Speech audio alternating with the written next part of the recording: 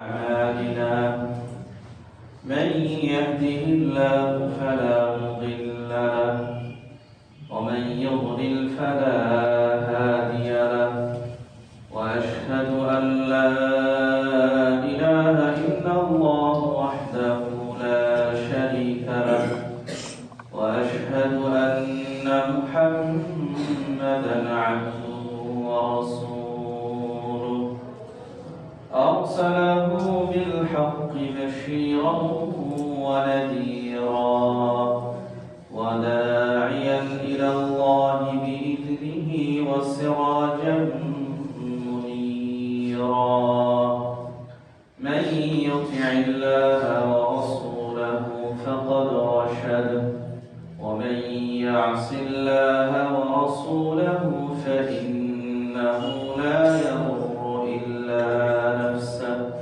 ولا يضر الله شيئا يا أيها الذين آمنوا اتقوا الله حق تقاته ولا تموتن إلا وأنتم مسلمون يا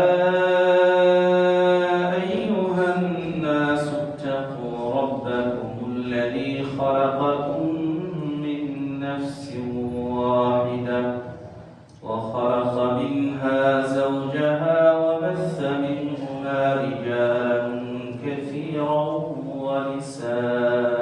ونساء واتقوا الله الذي تساءلون به والأرحام إن الله كان عليكم رقيبا يا أيها الذين آمنوا اتقوا الله وقولوا قولا سديدا يصلح لكم أعمالكم ويغفر لكم ذنوبكم ومن يطع الله ورسوله فقد فاز فوزا عظيما أما بعد فقد قال الله تبارك وتعالى في كلامه المجيد أعوذ بالله من الشيطان الرجيم بسم الله الرحمن الرحيم حميم والكتاب المبين إنا أنزلناه في ليلة مباركة إنا كنا منذرين فيها يفرق كل أمر حكيم أمرا من عندنا إنا كنا مرسلين رحمة من ربك إنه هو السميع العليم عن عائشة أم المؤمنين رضي الله تعالى عنها أنها قالت كان رسول الله صلى الله عليه وسلم يصوم حتى نقول لا يفطر ويفطر حتى نقول لا يصوم وما رأيت رسول الله صلى الله عليه وسلم استكمل صيام شهر قط إلا رمضان وما رأيته أكثر شهر صياما منه في شعبان رواه الإمام مسلم في صحيحه رحمه الله تعالى رحمة واسعة الحمد لله যাবতীয় প্রশংসা গুণগান হামদ ও সালাম সকল প্রকারের স্তুতি কৃতজ্ঞতা শুকরিয়া শ্রদ্ধা ভালোবাসা সে মহান আল্লাহ রাব্বুল আলামিনের জন্য যিনি আমাদেরকে আশরাফুল মাখলুকাত সৃষ্টি করেছেন, যিনি আসমান জমিন আমাদের কল্যাণের জন্যই সৃষ্টি করেছেন। আসমান জমিনের মাঝে যা কিছু রয়েছে মানুষের উপকারের জন্যই সৃষ্টি করেছেন। যে আল্লাহ রাব্বুল আলামিন আমাদেরকে সুস্থভাবে, সুন্দরভাবে, নিরাপদে জীবনযাপন করার জন্য প্রয়োজনীয় যাবতীয় উপকরণ দান করেছেন, অনুকূল পরিবেশ দিয়েছেন। যে আল্লাহ সুবহানাহু ওয়া তাআলা দয়া করে আজকের এই পবিত্র জুমার দিনেও সুস্থ শরীর, সুন্দর মন নিয়ে তার প্রিয় ঘর মসজিদে যথাসময়ে উপস্থিত হওয়ার তৌফিক দিয়েছেন। সে আল্লাহ রাব্বুল আলামিনের অগণিত অসংখ্য প্রশংসা, কৃতজ্ঞতা ও শুকরিয়া আদায় করি ছোট্ট বাক্যের মাধ্যমে আলহামদুলিল্লাহ। প্রিয় উপস্থিতি, এরই পূর্বে আমরা হয়তো বলেছি কখনো, আলহামদুলিল্লাহ দুই শব্দের সমন্বয়ে গঠিত একটি ছোট্ট বাক্য, যা সামরিক ভাষায় আমরা অর্থ করে থাকি সকল প্রশংসা আল্লাহ তাআলার জন্য। প্রশংসা বলতে যা কিছু রয়েছে, স্তুতি, কৃতজ্ঞতা বলতে যা কিছু রয়েছে, সব কিছু এই ছোট্ট বাক্যের মাধ্যমে ফুটে ওঠে। এজন্য বাক্যটি ছোট হলেও এর তাৎপর্য, এর সিগনিফিকেন্স, এর গুরুত্ব, এর ভাবার্থ অনেক ব্যাপক এবং এটি অত্যন্ত ফজিলতপূর্ণ একটি বাক্য, যেটির ব্যাপারে সরাসরি আল্লাহ রাসূল সাল্লাল্লাহু আলাইহি সাল্লাম হাদিসের মধ্যে বলেছেন, যে হাদিসটি তিরমিজি, নাসাই এবং সুনান ইবনে মাজাহর মধ্যে বর্ণিত হয়েছে। আফদালুদ যিকরি ইলাল্লাহ কাওলু লা ইলাহা ইল্লাল্লাহ ওয়া আফদালুদ দুআই আলহামদুলিল্লাহ। আল্লাহ রাব্বুল আলামিনের কাছে শ্রেষ্ঠ যিকির হচ্ছে লা ইলাহা ইল্লাল্লাহ, এর যিকির করা। আল্লাহ ছাড়া সত্য কোনো মাবুদ নেই, উপাস্য নেই, ইবাদতের যোগ্য কেউই নেই, এরকম স্বীকৃতি দিয়ে আল্লাহর যিকির করতে থাকা, এটা হচ্ছে শ্রেষ্ঠ যিকির। আর দোয়ার মধ্যে শ্রেষ্ঠ দোয়া হচ্ছে আলহামদুলিল্লাহ, এই কথা বলা। যেহেতু এটি শ্রেষ্ঠ দোয়া, অনেক তাৎপর্যপূর্ণ, অর্থবহ একটি বাক্য, এজন্য এর ফজিলত আল্লাহ রাসূল সাল্লাল্লাহু আলাইহি ওয়াসাল্লাম আরেকটি হাদিসের মধ্যে বলেছেন, যেটি সহিহ মুসলিমের মধ্যে এসেছে।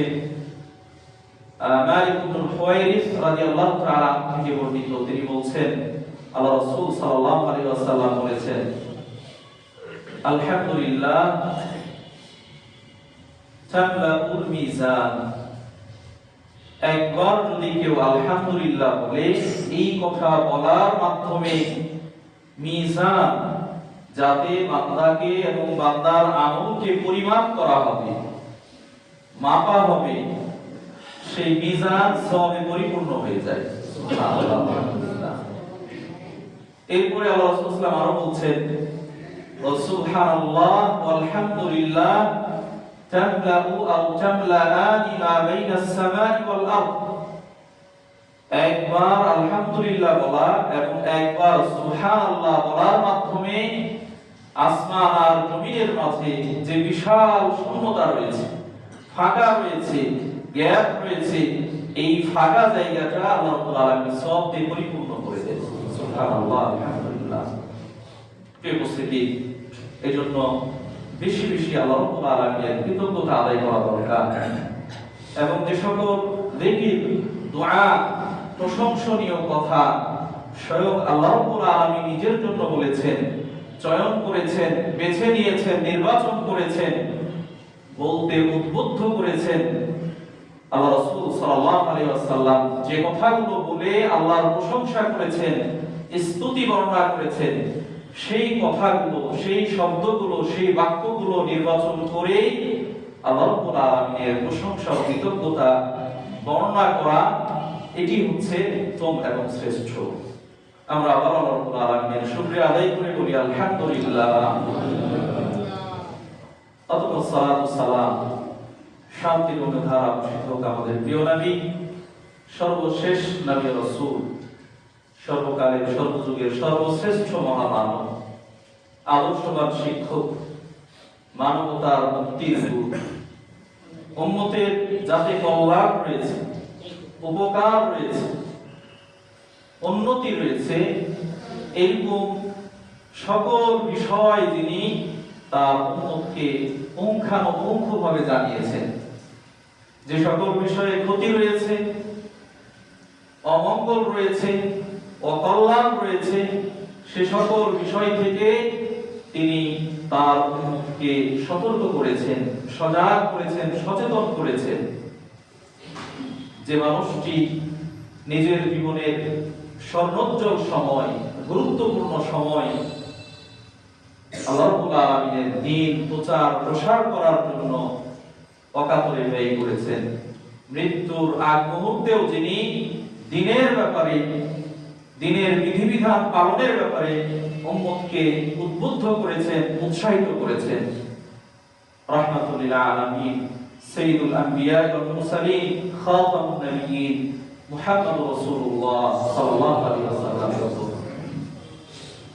তার পরিবার পরিজন, তার সঙ্গী সাথী এবং কিয়ামত পর্যন্ত একনিষ্ঠ প্রতিটি অনুসারীর উপর বর্ষিত হোক শান্তির অনুধারা, আল্লাহুম্মা আমিন।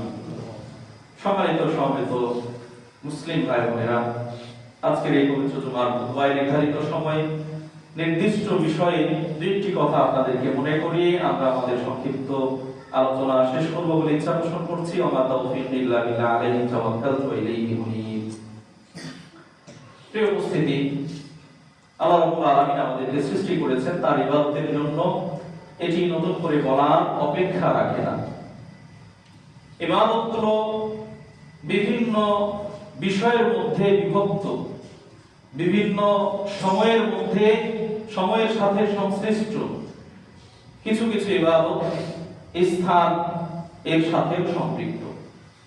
এই সকল ইবাদতগুলোর মধ্যে অন্যতম একটি ইবাদতের মৌসুম, ইবাদতের বিশেষ সময় হচ্ছে বছরের শ্রেষ্ঠ মাস রমাদান মুবারক। বরকতময়, ফজিলতপূর্ণ, মহিমান্বিত যে মাস, সেই মাস খুব অদূরে, কাছেই, সন্নিকটে। কিন্তু তার পূর্বে যে মাসটি বছরের অষ্টম মাস, আরবি হিজরি ক্যালেন্ডার অনুযায়ী শাবান, সেই শাবান মাসের কিছু স্পেশাল ইবাদতের কথা আল্লাহ রাসূল সাল্লাল্লাহু আলাইহি সাল্লামের হাদিস দ্বারা প্রমাণিত। আমরা বাংলাদেশের আকাশে চাঁদ দেখা অনুযায়ী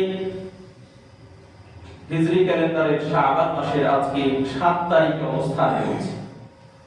যেহেতু খুতবার মধ্যে সমসাময়িক বিষয়গুলো মনে করিয়ে দেওয়া হয়, সেই জায়গা থেকে আমরা আপনাদেরকে মনে করিয়ে দেওয়ার চেষ্টা করব এই মাসে বিশেষ করণীয় কি আর বিশেষভাবে বর্জনীয় কি। সম্মানিত উপস্থিতি, ভূমিকা না করেই আমরা বলতে চাই, শাবান মাস এটি কোন কোন দিক থেকে ফজিলতপূর্ণ এবং বিশেষ গুরুত্বের দাবি রাখে। যেমন আল্লাহ রাসূল সাল্লাল্লাহু আলাইহি সাল্লাম তাকে গুরুত্ব প্রদান করেছেন। আবার কোন কোন দিক থেকে এই মাসের মধ্যে কিছু কাজ রয়েছে, কর্ম রয়েছে, যেগুলো পরবর্তীতে ইসলামের নাম দিয়ে উদ্ভাবিত হয়েছে, আবিষ্কৃত হয়েছে, নতুন করে চালু হয়েছে। বিশেষভাবে সেই কাজগুলো বর্জন করা, পরিহার করা একজন মুমিন ও মুসলিম ব্যক্তির ঈমানের দাবি, ইসলামের দাবি। মুমিন ও মুসলিম হিসেবে আল্লাহর ইবাদতের উদ্দেশ্যে এই শাবান মাসে যে কাজগুলো আল্লাহ রাসূল সাল্লাল্লাহু আলাইহি ওয়াসাল্লাম বিশেষ গুরুত্ব প্রদান করেছেন, তার মধ্যে একটি হচ্ছে বেশি বেশি সিয়াম পালন করা। শাবান মাসে রোজা রাখা, সিয়াম পালন করা। এই মাস সম্পর্কে রাসূলুল্লাহ সাল্লাল্লাহু আলাইহি সাল্লামের পালক পুত্রের সন্তান উসামা ইবনে যায়েদ রাদিয়াল্লাহু তাআলা আনহু, তিনি আল্লাহ রাসূলকে জিজ্ঞাসা করলেন, যে আল্লাহ রাসূল, এই মাসে আপনি ব্যাপক পরিমাণে সিয়াম পালন করেন, অনেক বেশি বেশি সিয়াম রাখেন, রোজা রাখেন, যেটা অন্যান্য মাসে সচরাচর দেখা যায় না। এর কারণ কি? আল্লাহ রাসূল সাল্লাল্লাহু আলাইহি ওয়াসাল্লাম বললেন, শাবান শাহরুন তাগফুরু আনহু নাস বাইনা রজব ওয়া রমাদান। আরবি ক্যালেন্ডার অনুযায়ী শাবান এটি এমন একটি মাস যেটি একটি হারাম মাস, সম্মানিত মাস রজব, আরেকটি মহিমান্বিত মাস, বরকতময় মাস রমাদান। এই দুই মাসের মাঝে অবস্থান করছে।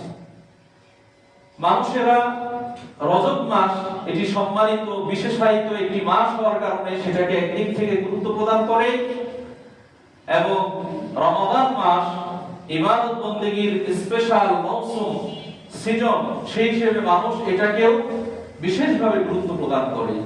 কিন্তু দুই মাসের মাঝে চিপায় শাবান মাস, এটার ব্যাপারে মানুষের একটু উদাসীনতা থাকে, অবহেলা থাকে। তো এই অবহেলা উদাসীনতা দূর করার জন্য আল্লাহ রাসূল সাল্লাল্লাহু আলাইহি সাল্লাম এই মাসের ব্যাপারে বিশেষ গুরুত্ব দিয়েছেন, বেশি বেশি সিয়াম পালন করার ব্যাপারে। প্রিয় উপস্থিতি, রাসূলুল্লাহ সাল্লাল্লাহু আলাইহি সাল্লাম এই মাসে কেন ব্যাপক পরিমাণে বিশেষভাবে বেশি বেশি সিয়াম রাখতেন? তার তো এই হাদিসের অংশ বিশেষ, হাদিসটি সুনান নাসাইর মধ্যে এসেছে। আমরা বললাম উসামা ইবনে যায়েদ রাদিয়াল্লাহু তাআলা থেকে বর্ণিত। সেখানে আল্লাহ রাসূল বলছেন যে বান্দার আমলগুলো তুরফাউ ইলাল্লাহি আ'মালুল ইবাদি ফি হাযা শাহর। বান্দার আমলগুলো, বছরের যে আমল, সেই আমলগুলো আল্লাহর কাছে এই মাসে উপস্থাপন করা হয়, আল্লাহর কাছে পেশ করা হয়, তুলে ধরা হয়। ওয়া আনা উহিব্বু আইয়ুরফা আমালি ওয়া আনা সাইম। আমি মুহাম্মদ সাল্লাল্লাহু আলাইহি ওয়াসাল্লাম পছন্দ করি, ভালোবাসি, চাই যে আমার আমলটা আল্লাহর কাছে তুলে ধরা হোক এমন অবস্থায় আমি রোজাদার, আমি সাইম, সিয়াম পালনকারী। সম্মানিত উপস্থিতি, এই হাদিসের সাথে আরো দুটো হাদিস, এগুলোকে আপনারা কন্ট্রাডিকশন মনে করবেন না, সাংঘর্ষিক মনে করবেন না, কারণ এর মধ্যে সুন্দর সমন্বয় রয়েছে, মিল রয়েছে। একটি হাদিস যেটি আপনারা জানেন, ইয়াতাআকাবানি মালাইকাতুন মিনাল লাইল ওয়া মালাইকাতুন মিনান নাহার। প্রত্যেক দিন এবং রাতে কিছু স্পেশাল ফোর্স, ফেরেশতাদের কিছু দল, তারা দুনিয়ায় আগমন করে এবং দুনিয়া থেকে আবার ফিরে যায়। ফজরের সময় এবং আসরের সময় এই দিনের এবং রাতের ফেরেশতারা মিলিত হন, একদল আসে আর একদল যায়। যারা আসেন তারা প্রত্যক্ষ করে বান্দারা কি আমল করছে। যদি আল্লাহ রাব্বুল আলামিন সবকিছুই দেখছেন, জানছেন, বুঝছেন, তারপরেও জগতের মানুষকে শেখানোর জন্য এই স্পেশাল ফোর্স তারা দুনিয়াতে আসে, বান্দার আমলগুলো প্রত্যক্ষ করে, দেখে আল্লাহর কাছে উপস্থাপন করে। তাহলে এটা ডেইলি বেসিসে প্রত্যেক দিন আল্লাহ রাব্বুল আলামিনের কাছে বান্দার আমলগুলো সকালে এবং সন্ধ্যায় দুই দফা উপস্থাপন করা হয়। আরেকটি হাদিস আছে, যে হাদিসের মধ্যে আল্লাহ রাসূল সাল্লাল্লাহু আলাইহি ওয়াসাল্লাম বলছেন, তাকে জিজ্ঞাসা করা হয়েছে আপনি সোমবার কেন সিয়াম পালন করেন এবং বৃহস্পতিবার কেন সিয়াম পালন করেন? সোমবার এবং বৃহস্পতিবার এই দুই দিন সিয়াম পালন করা সুন্নাহ। আল্লাহ রাসূল সাল্লাল্লাহু আলাইহি ওয়াসাল্লাম সেই সিয়ামের ব্যাপারে বলেছেন, এই দুই দিনে বান্দার সাপ্তাহিক আমলগুলো, সপ্তাহের আমলগুলো আল্লাহর কাছে ফেরেশতারা উপস্থাপন করে। আমি রাসূল পছন্দ করি আমার আমলগুলো আল্লাহর কাছে উপস্থাপন করা হোক, তুলে ধরা হোক, পেশ করা হোক এমন অবস্থায় আমি সাইম বা রোজাদার। আর আজকের বর্ণিত হাদিসে আমরা পেলাম যে শাবান মাসে বান্দার আমলগুলোকে উপস্থাপন করা হয়, যেটা বছরের ভিত্তিতে। সম্মানিত উপস্থিতি, তাহলে প্রত্যেক দিন সকালে সন্ধ্যায় আমল উঠানো হয়, এটা দৈনিক হিসেব অনুযায়ী। বৃহস্পতিবার, সোমবার আল্লাহর কাছে আমল পেশ করা হয়, এটা সপ্তাহের ভিত্তিতে। আর প্রত্যেক বছর শাবান মাসে আল্লাহ রাব্বুল আলামিনের কাছে আমল উপস্থাপন করা হয় বছরের ভিত্তিতে। সম্মানিত উপস্থিতি, সকল অবস্থাতেই আল্লাহ রাসূল সাল্লাল্লাহু আলাইহি সাল্লাম চেয়েছেন যেন তার আমলটা আল্লাহর কাছে পেশ করা হয়। তিনি একটা চলমান ইবাদতের মধ্যে রয়েছেন, যে ইবাদতটা আল্লাহ রাব্বুল আলামিন ভালোবাসেন, পছন্দ করেন। যেমনটা অন্য হাদিসের মধ্যে এসেছে, আস-সাওমু লি ওয়া আনা আযজি বিহি, কেননা রোজা বা সিয়াম এটা হচ্ছে বিশেষভাবে আমার জন্য। অন্যান্য ইবাদত আল্লাহর জন্যই, আল্লাহর জন্য না হলে সেটা ইবাদত হিসেবে গণ্যই হবে না। সকল ইবাদতই আল্লাহর জন্য, কিন্তু আল্লাহ রাব্বুল আলামিন সিয়ামের কথা বিশেষভাবে বলেছেন যে এই সিয়াম বা রোজা এটা আমার জন্য, আর এর প্রতিদান আমি নিজেই প্রদান করব। আল্লাহ রাসূল সাল্লাল্লাহু আলাইহি ওয়াসাল্লাম চেয়েছেন তার আমলটা আল্লাহর কাছে এরকম একটি বিশেষ আমলে থাকা অবস্থায় তুলে ধরা হোক, সেই জন্য তিনি সিয়াম পালন করতেন। প্রিয় উপস্থিতি, সহিহ মুসলিমে আরেকটি হাদিস বর্ণিত হয়েছে, যে হাদিস থেকেও আল্লাহ রাসূল সাল্লাল্লাহু আলাইহি ওয়াসাল্লাম শাবান মাসে ব্যাপক আকারে সিয়াম পালন করতেন, তার বর্ণনা পাওয়া যায়। উম্মুল মুমিনিন আয়েশা রাদিয়াল্লাহু তাআলা আনহা, আম্মা জান আয়েশা রাদিয়াল্লাহু তাআলা আনহা থেকে বর্ণিত, তিনি বলছেন, কানা রাসূলুল্লাহ সাল্লাল্লাহু আলাইহি ওয়াসাল্লাম ইয়াসুমু হাত্তা নাকুলা লা ইফতির। রাসূল সাল্লাল্লাহু আলাইহি ওয়াসাল্লাম যখন নফল সিয়াম রাখা শুরু করতেন, নফল রোজা রাখা শুরু করতেন, তার লাগাতার সিয়াম রাখা দেখে আমরা মনে করতাম যে আল্লাহ রাসূল এই মাসে মনে হয় আর কোনো রোজা ছাড়বেন না, পুরো মাসে রোজা রেখে ফেলবেন। আবার ওয়াকানা ইফতিরু হাত্তা নাকুলা লা ইয়াসুম, কখনো কখনো লাগাতার সিয়াম রাখছেন না, রোজা রাখছেন না, ধারাবাহিকভাবে ছেড়ে দিচ্ছেন। তার এরকম আমল দেখে আমরা মনে করতাম যে এই মাসে আর কোনো সিয়াম রাখবেন না। তবে লাগাতার সিয়াম পালন করলেও আল্লাহ রাসূল সাল্লাল্লাহু আলাইহি ওয়াসাল্লাম রমাদান ছাড়া কোনো মাসে পরিপূর্ণ মাস সিয়াম পালন করেননি, রোজা রাখেননি। আমার রাইতু রাসূলুল্লাহ সাল্লাল্লাহু আলাইহি ওয়াসাল্লাম ইস্তাকমালা সিয়াম শাহরি কাত্তু ইল্লা রমাদান, রমাদান মাস ছাড়া অন্য কোনো মাসে পূর্ণ এক মাস সিয়াম পালন করতে আল্লাহ রাসূল সাল্লাল্লাহু আলাইহি ওয়াসাল্লামকে আর কখনো দেখিনি। ওমা রাআইতুহু আকসারা শাহরিন সিয়ামান মিনহু ফি শাবান, তবে রমাদানের পরে অন্যান্য 11 মাসে সবচেয়ে বেশি সিয়াম, বেশি রোজা যে মাসে রাখতেন সেটি হচ্ছে শাবান মাস। সম্মানিত উপস্থিতি, তাহলে আমরা এই শাবান মাসে করণীয় হিসেবে একটি আমলের কথা পেলাম, সেটি হচ্ছে বেশি বেশি সিয়াম পালন করা, বেশি বেশি রোজা রাখা। আজকে আমরা 7 তারিখে রয়েছি, তার মানে এই মাসের 7 দিন অলরেডি পার হয়ে গেল, সামনে কিছুদিন বাকি রয়েছে। এই সময়গুলো যেন আমরা রোজা রেখে, সিয়াম রেখে পার করার চেষ্টা করি। আল্লাহ রাব্বুল আলামিন আমাদেরকে তৌফিক দান করুন, আমিন। এমনিতেই আমরা যে সময়টা অতিক্রম করছি বছরের মধ্যে, এই সময়ে দিনের যে ডিউরেশন, ব্যক্তি বা সময়কাল, এটা তুলনামূলক কম, এবং শীতকাল হওয়ার কারণে রোদের তাপ, প্রখরতা সেটাও হালকা কম। এই হিসেবে এই দিনগুলোতে বেশি বেশি রোজা রাখা, যারা আল্লাহ প্রিয়, আল্লাহর নৈকট্য লাভ করতে আগ্রহী, তাদের জন্য সুবর্ণ সুযোগ। অল্প সময়ের মধ্যেই দিন শেষ হয়ে যায়, ক্ষুধা পিপাসা সেগুলো খুব ব্যাপক আকারে অনুভব করা যায় না, কষ্ট ছাড়াই রোজা রাখা সম্ভব হয়। সে জায়গা থেকেও এই শাবান মাসে আল্লাহ রাসূল সাল্লাল্লাহু আলাইহি ওয়াসাল্লাম যেহেতু বেশি বেশি সিয়াম রেখেছেন, আমাদেরও বেশি বেশি সিয়াম রাখা দরকার। দ্বিতীয় যে করণীয় সম্পর্কে আমরা স্পেশাল ভাবে এই শাবান মাসে লক্ষ্য করব, সেটি হচ্ছে যাদের বিগত বছরের, বিশেষ করে গত বছরের রমাদান মাসের সিয়াম তাজা হয়ে গেছে, বৈধ কারণে। আপনারা আলোচনা শুনবেন ইনশাআল্লাহ।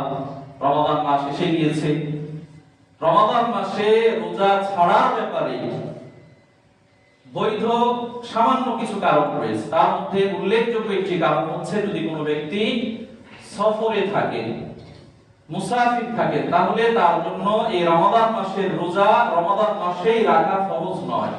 যদিও রাখলে হয়ে যাবে, কিন্তু রাখা ফরজ নয়, ছাড়ার সুযোগ আছে। তবে এটা কখন আদায় করবে? রমাদান পরবর্তী বা তার সফর শেষ করে যখন নিজ এলাকায় চলে আসবে, তখন তাকে এটা আদায় করে নিতে হবে। অনুরূপভাবে আরেকটি কারণ হচ্ছে, যারা অসুস্থ, অসুস্থতাজনিত কারণে রমাদান মাসের দিনের বেলায় রোজা রাখতে কঠিন কষ্টকর, তাদের জন্য আল্লাহ রাব্বুল আলামিন ছাড় দিয়েছেন। এই দিনের বেলায় রোজা না রেখে রমাদান শেষ হয়ে যখন সে সুস্থ হবে, রোজা রাখতে সক্ষম, তখন সেটাকে সে আদায় করবে। কি আমার কথা নয়, পবিত্র কোরআনের কথা। সূরা আল বাকারা 184 নম্বর এবং 85 নম্বর আয়াতে আল্লাহ তাআলা খুব স্পষ্ট করে বলেছেন। তাহলে এখানে উল্লেখযোগ্য দুটো কারণ পাওয়া গেল। আর হাদিসের মধ্যে আরেকটি কারণের কথা বলা হয়েছে, এটি নারীদের সাথে সংশ্লিষ্ট। যদি কোনো মা বোনের ঋতুস্রাব হয়, তাহলে তারা এই হায়েজের দিনগুলোতে, ঋতুস্রাবের দিনগুলোতে রোজা রাখবেন না, রোজা রাখা নিষেধ। বরং তারা যখন স্বাভাবিক পর্যায়ে পৌঁছবেন, তখন এই দিনগুলোর সিয়াম সেই সময় কাজা করে নেবে। এইভাবে যাদের সিয়াম কাজা হয়ে গিয়েছে, তাদের জন্য রমাদানের পরে আবার রমাদান আসার আগে 11 মাস সময়, এই সময়ের মধ্যে তিনি তার ইচ্ছা অনুযায়ী, সাধ্য অনুযায়ী এটিকে আদায় করে ফেলবেন। আমরা এখন রমাদানের ঠিক আগের মাসে অবস্থান করছি। যদি এই মাসে আদায় না করা হয়, তাহলে সে বাকি বকেয়াই থেকে যাচ্ছে, এটাকে আর পরিশোধ করার, পূর্ণ করার সুযোগ নেই। এজন্য এই শাবান মাসে যাদের পূর্বের কাজা রোজা রয়েছে, সেইগুলোকে আদায় করে নেওয়া উচিত। আয়েশা রাদিয়াল্লাহু তাআলা আনহা থেকে আরেকটি হাদিস বর্ণিত হয়েছে, এটিও সহিহ মুসলিমের মধ্যে এসেছে। তিনি বলছেন, রাসূলুল্লাহ সাল্লাল্লাহু আলাইহি ওয়াসাল্লাম শাবান মাসে যখন বেশি বেশি সিয়াম পালন করতেন, তখন আমরা নারীদের ঋতুস্রাবজনিত যে সকল সিয়াম ছুটে যেত, সেগুলো আদায় করতাম, কারণ আগের পরে আর সুযোগ নেই। সম্মানিত উপস্থিতি, অতএব আমরা বলবো, দ্বিতীয় করণীয় হিসেবে যদি কারো কোনো কাজা রোজা থেকে যায়, সেই রোজাগুলোকে এই মাসে আদায় করে ফেলা এবং রমাদানের জন্য পূর্ণ প্রস্তুত হয়ে যাওয়া। সম্মানিত উপস্থিতি, সময় খুব বেশি নেই, সেই হিসেবে আমরা লম্বা করছি না। এই মাসের করণীয় বিষয়গুলোর মধ্যে আরেকটি উল্লেখযোগ্য করণীয় হচ্ছে, আমরা বেশি বেশি দোয়া করব, বেশি বেশি প্রার্থনা করব, আল্লাহর কাছে কায়মন বাক্যে মিনতি করব, মন থেকে, হৃদয়ের গভীর থেকে, যেন আল্লাহ রাব্বুল আলামিন আমাদেরকে সুস্থভাবে, সুন্দরভাবে রমাদান মাস পর্যন্ত পৌঁছান এবং রমাদানে সিয়াম, কিয়াম, অন্যান্য ইবাদত বান্দেগী সেগুলো সম্পন্ন করার মাধ্যমে আমরা এই ইবাদতের যে মৌসুম, সেই মৌসুমটিকে পার করতে পারি। এজন্য আমরা বেশি বেশি আল্লাহর কাছে দোয়া করি। যদি এই ব্যাপারে একটি দাঈফ হাদিস, দুর্বল হাদিস বর্ণিত রয়েছে, আল্লাহুম্মা বারিক লানা ফি রজব ওয়া শাবান ওয়া বাল্লিগনা ইলা রমাদান। হে আল্লাহ, আপনি আমাদের রজব মাসে, শাবান মাসে বরকত দান করুন, আর আমাদেরকে রমাদান মাস পর্যন্ত পৌঁছান, উপনীত করুন, যেন সেই মাসে আমরা যেতে পারি। এই হাদিসটি সহিহ নয়, এটি দাঈফ, দুর্বল হাদিস। কিন্তু হাদিসের ভাষ্য, হাদিসের কথা, এটি অন্যান্য নাস দ্বারা প্রমাণিত। অতএব এই দোয়া আমরা যদি দোয়া হিসেবে, মানে হাদিসের দোয়া হিসেবে না করে সাধারণ ভাষায় দোয়া করি, তাহলে আপত্তি নেই, সমস্যা নেই। আল্লাহ আমাদেরকে সুস্থ অবস্থায়, সুন্দরভাবে, বাধা বিপত্তি প্রতিবন্ধকতা ছাড়াই যেন আমরা রমাদান মাস পর্যন্ত পৌঁছতে পারি, সে তৌফিক দান করুন, আমিন। এই দোয়া আপত্তিজনক নয়, বরং সালাফদের কর্ম ছিল, সালাফ সালেহিন, পূর্ববর্তী ভালো মানুষ যারা ছিলেন, তাদের আমল ছিল, তারা 6 মাস আল্লাহর কাছে দোয়া করতেন, আল্লাহ যেন আমরা সেই মহিমান্বিত বরকতময় রমাদান মাস লাভ করতে পারি, যেটি একজন মুমিন ও মুসলিমের জন্য কাঙ্ক্ষিত ইবাদতের মৌসুম। আবার যখন তারা রমাদান পেয়ে যেতেন, বাকি 6 মাস বা 5 মাস তারা দোয়া করতেন, আল্লাহ রমাদান মাসের মধ্যে যে ইবাদত বন্দেগী করলাম, এগুলো আপনি কবুল করে নিন, এইগুলো মঞ্জুর করুন, এইগুলোর পরিপূর্ণ সওয়াব আমাদেরকে দান করুন। সম্মানিত উপস্থিতি, এইভাবে উলামায়ে সালাফ তারা দোয়া করতেন। সেই জায়গা থেকে আমাদের করণীয় হবে, আমরা বেশি বেশি আল্লাহর কাছে দোয়া করব, যেন সেই কাঙ্ক্ষিত মৌসুমে পৌঁছতে পারি এবং ইবাদত বন্দেগীর মাধ্যমে সেই মাসটিকে পার করতে পারি। চতুর্থ করণীয় হিসেবে আমরা বলবো, আমরা আমাদের চলমান জাগতিক জীবনে যে সকল শক্ত কঠিন কাজের মধ্যে জড়িয়ে রয়েছি, সেই কাজগুলোকে একটু হালকা করার চেষ্টা করব, যেন ওই ধারাবাহিকতায় রমাদান মাস আমাদের থেকে বিদায় না নিয়ে যায়। একটু হালকা করব যেন রমাদান মাসে কাজের চাপ কমিয়ে ফেলতে পারি এবং এই মাসটাকে ইবাদত বন্দেগীর মাধ্যমে পার করতে পারি। পাশাপাশি আল্লাহ রাব্বুল আলামিনের কাছে বেশি বেশি তাওবা ইস্তেগফার করব, ক্ষমা প্রার্থনা করব যেন আমাদের ভুল ত্রুটিগুলো আল্লাহ রাব্বুল আলামিন মাফ করে দিয়ে একেবারে পিওর ভাবে, একেবারে নিরেট ভাবে আল্লাহ রাব্বুল আলামিনের ইবাদতগুলো আমরা সম্পূর্ণ করতে পারি। এজন্য আমরা বেশি বেশি আল্লাহর কাছে তাওবা ইস্তেগফার করব। সম্মানিত উপস্থিতি, অন্যান্য আমলের পাশাপাশি আমরা মোটামুটি 3 থেকে 4টি বিশেষ করণীয় কথা বললাম, যেগুলো একজন মুমিন ও মুসলিম হিসেবে আপনাদের কাছে আহ্বান জানাচ্ছি। রাসূলুল্লাহ সাল্লাল্লাহু আলাইহি সাল্লাম, সাহাবায়ে কেরাম এবং সালাফ তাদের আমল থেকে যেই আমলগুলো করার ব্যাপারে প্রমাণ পেয়েছে সেগুলো যেন আমরা আদায় করতে পারি। আল্লাহ রাব্বুল আলামিন আমাদেরকে তৌফিক দান করুন, আমিন। প্রিয় উপস্থিতি, এই মাসে বর্জনীয় যে সকল দিকগুলো রয়েছে, যেগুলো পরিত্যাগ করা আমাদের উচিত, এইগুলোর মধ্যে অন্যান্য মাসে যে সকল হারাম, এই মাসেও সেগুলো হারাম। অন্যান্য মাসে সুদ খাওয়া, ঘুষ খাওয়া, চুরি ডাকাতি করা, জেনা ব্যভিচার করা, পাপ কাজে লিপ্ত হওয়া যেমন হারাম, শাবান মাসেও সেগুলো হারাম, নিষেধ। সেগুলো থেকে তো আমরা বিরত থাকবোই। বিশেষভাবে এই মাসে আরেকটি নিষিদ্ধ কর্ম রয়েছে যেটি থেকে আল্লাহ রাসূল সাল্লাল্লাহু আলাইহি ওয়াসাল্লাম নিষেধ করেছেন, সেটি হচ্ছে শাবান মাসের 29 তারিখ দিবাগত সন্ধ্যায় যদি আকাশ মেঘাচ্ছন্ন থাকার কারণে চাঁদ দেখা না যায়, তাহলে ইসলামী শরীয়তের নীতিমালা হচ্ছে পরের দিন শাবান মাসকে 30তম দিন গণনা করা। হয়তো চাঁদ দেখা যাবে, চাঁদ দেখা গেলে পরের দিন রমাদান মাসের 1 তারিখ, আর যদি চাঁদ না দেখা যায় তাহলে পরের দিন 30 তারিখ। 30 তারিখ পূর্ণ করে তারপরের দিন হবে রমাদান মাসের 1 তারিখ। এটা হচ্ছে স্বাভাবিক নিয়ম। কিন্তু 29 তারিখ দিবাগত সন্ধ্যায় চাঁদ না দেখা যায় আকাশ মেঘাচ্ছন্ন থাকার কারণে, তখন কেউ অধিক সতর্কতা বশত মেঘ থাকার কারণে চাঁদ দেখতে পেলাম না, হতে তো পারে চাঁদ উঠে গিয়েছে কিন্তু আমরা দেখতে পাচ্ছি না, তাহলে কালকের দিন রোজা পালন করি, রোজা রাখি। এরকম তো হতে পারে যে রমাদান মাসের দিন শুরু হয়ে গেছে, আমাদের থেকে ছাড়া হয়ে যাচ্ছে। এইরকম মনে করে কেউ যদি এই 29 তারিখ দিবাগত সন্ধ্যায় চাঁদ দেখতে না পাওয়ার কারণে পরের দিন রোজা রাখেন, তাহলে সেটাকে বলা হয়েছে সিয়াম ইয়াউমিশ শাক। এটা হচ্ছে সন্দেহের দিন রোজা রাখা, আর এই সন্দেহের দিন রোজা রাখা হারাম। এই দিন আল্লাহ রাসূল সাল্লাল্লাহু আলাইহি ওয়াসাল্লাম রোজা রাখতে নিষেধ করেছেন, অতএব এই দিন রোজা রাখা যাবে না।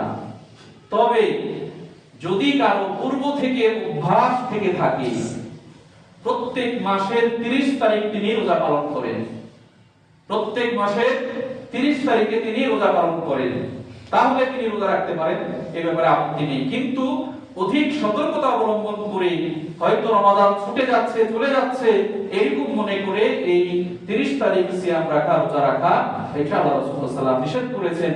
অতএব এই মাসে স্পেশাল নিষেধাজ্ঞা হচ্ছে এই দিন সিয়াম না রাখা, এই দিন থেকে আমরা বিরত থাকব।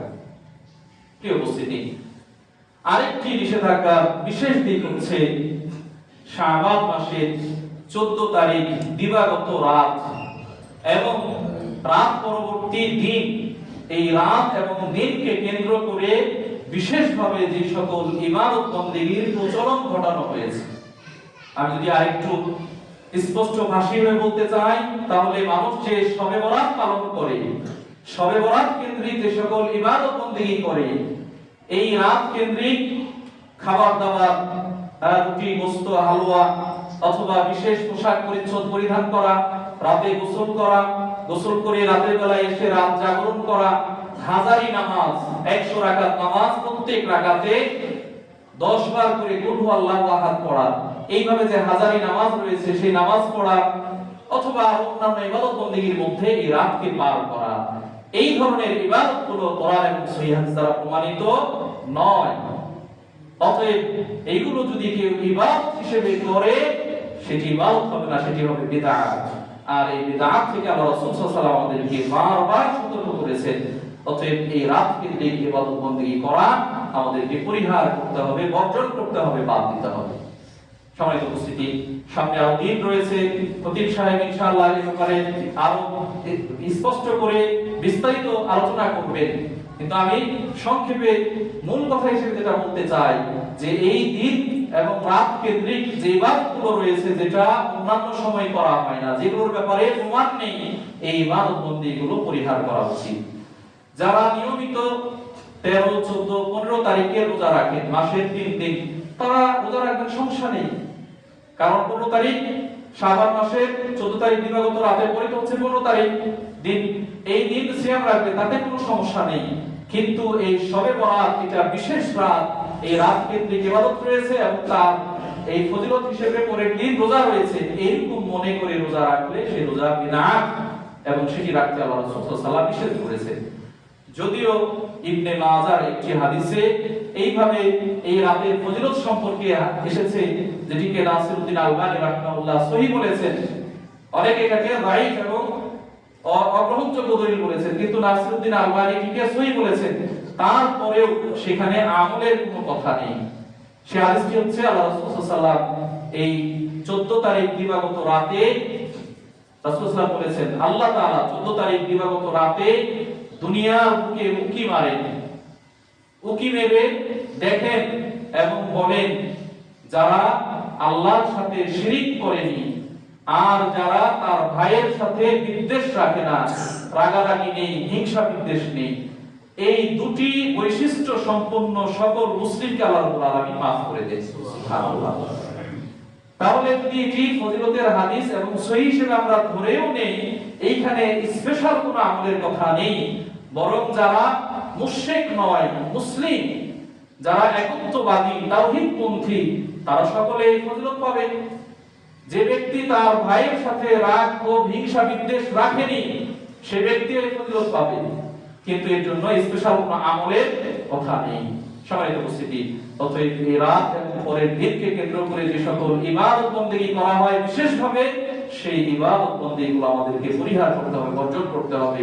আল্লাহ রাব্বুল আলামিন আমাদেরকে তৌফিক দান করুন, আমিন।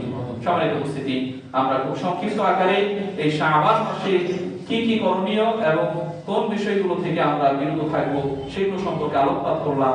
আল্লাহ রাব্বুল আলামিন আমাদেরকে করণীয়গুলো বিশেষভাবে করা আর বর্জনীয়গুলো সম্পূর্ণরূপে বর্জন করার তৌফিক দান করুন, আমিন। ওয়া বিদা'আনা আলহামদুলিল্লাহি রাব্বিল আলামিন।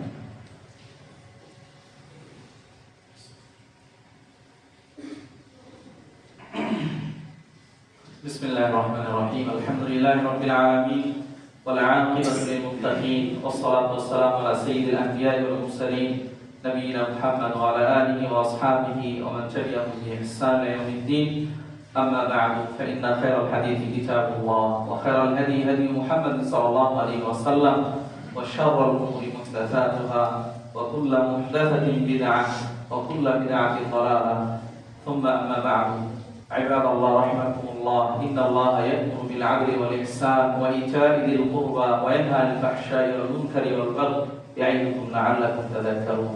সম্মানিত মুসলিম ভাই বোনেরা, বাংলাদেশ জমিয়তে আহলে হাদিস কেন্দ্রিক আন্তর্জাতিক মহাসম্মেলনের আয়োজন করা হয়েছে, যেটি আজকে এবং আগামী কালকে 2 দিন চলমান থাকবে ইনশাআল্লাহ ঢাকা সাভারস্কোর বাইরে। সেখানে দেশ বিদেশের প্রায় 7টি দেশ থেকে আলেম ওলামা তারা এসেছেন, উপস্থিত হয়েছেন। প্রোগ্রাম চলমান রয়েছে, যাদের পক্ষে সম্ভব তারা অংশগ্রহণ করতে পারেন। অনলাইনেও সেখানে যুক্ত থাকার সুযোগ রয়েছে, সেখান থেকে উপকৃত হওয়ার চেষ্টা করবেন। পাশাপাশি আমরা দোয়া করি আল্লাহ রাব্বুল আলামিন কোরআন ও সহিহ হাদিসের যে খিদমত, যে প্রচেষ্টা, সেটিকে কবুল ও মঞ্জুর করুন। নিরাপদে নিষ্কণ্টকভাবে বাধা বিপত্তি ছাড়াই যেন কোরআন হাদিসের এই প্রোগ্রাম সফল হয়, মানুষ উপকৃত হতে পারে। আল্লাহ রাব্বুল আলামিন সে তৌফিক দান করুন, আমিন। ثم اعلم ان الله قد بدا بنفسه فقال في تنزيله ان الله وملائكته يصلون على النبي يا ايها الذين امنوا صلوا عليه وسلموا تسليما اللهم صل على محمد وعلى ال محمد كما صليت على ابراهيم وعلى ال ابراهيم انك حميد مجيد اللهم بارك على محمد وعلى ال محمد كما باركت على ابراهيم وعلى ال ابراهيم انك حميد مجيد اللهم اعز الاسلام والمسلمين اللهم انصر الاسلام والمسلمين اللهم انصرنا فانك خير الناصرين اللهم ربنا اتنا في الدنيا حسنه وفي الاخره حسنه وقنا عذاب النار আল্লাহ রাব্বুল আলামিন আপনি আমাদের সকলকে maaf করে দিন আমাদের সকল প্রকারের পাপগুলো ধুয়ে মুছে সাফ করে দিন ছোট বড় জানা অজানা প্রকাশ্য প্রকাশ্যে ইচ্ছাকৃত অনিচ্ছাকৃত সকল ধরনের ভুল ত্রুটিগুলো থেকে আমাদেরকে পুত পবিত্র বানিয়ে দিন আল্লাহ রাব্বুল আলামিন আমাদের বাবা মা ভাই বোন আত্মীয় স্বজন সহ অনেক মানুষের মৃত্যুবরণ করেছে সকল মুসলিম মৃতদেরকে আপনি maaf করে দিন তাদের কবরের আযাব থেকে তাদেরকে নিষ্কৃতি দান করুন আল্লাহ রাব্বুল আলামিন তাদের কবরগুলোকে জান্নাতের অংশ বানিয়ে দিন আল্লাহ রাব্বুল আলামিন আমাদের মাঝে অনেক অসুস্থ রয়েছেন আপনি সকল মুসলিম অসুস্থদেরকে পরিপূর্ণ সুস্থতা দান করুন সকলকে সুস্থতার চাদরে আবৃত করে দিন আল্লাহ রাব্বুল আলামিন যারা অভাবী রয়েছে তাদের অভাব দূর করে দিন আল্লাহ রাব্বুল আলামিন আমাদের সকলকে হালাল রিজিক দান করুন আমাদের হালাল রিজিকে বরকত দান করুন আল্লাহ রাব্বুল আলামিন আমাদের সন্তান সন্ততি স্ত্রী পরিবার পরিজন সহ সকলেই যেন ইসলামের দিকে পরিপূর্ণভাবে ধাবিত হতে পারে ইসলামকে নিজের জীবনের একমাত্র পথ ও আদর্শ হিসেবে গ্রহণ করতে পারে সে তৌফিক দান করুন আল্লাহ রাব্বুল আলামিন যারা এই মসজিদ নির্মাণ করেছেন মসজিদকে সামনের দিকে এগিয়ে নিয়ে যাওয়ার জন্য সার্বিকভাবে সহযোগিতা করছেন সকলের দান সহযোগিতাগুলো কবুল ও মঞ্জুর করে দিন সামনের দিকে এগিয়ে নিয়ে যাওয়ার জন্য আরো যে সহযোগিতার প্রয়োজন রয়েছে আল্লাহ রাব্বুল আলামিন সেগুলো আমাদেরকে উদার হস্তে মন খুলে করার তৌফিক দান করুন আমরা যেন পরিপূর্ণ মুমিন ও মুসলিম হয়ে দুনিয়া থেকে বিদায় নিতে পারি সে তৌফিক দান করুন আমিন সুবহান রাব্বিকা রাব্বিল ইজ্জাতি আম্মা ইয়াসিফুন ওয়া সালামুন আলাল মুরসালিন ওয়াল হামদুলিল্লাহি রাব্বিল আলামিন দাঁড়িয়ে কথা শুরু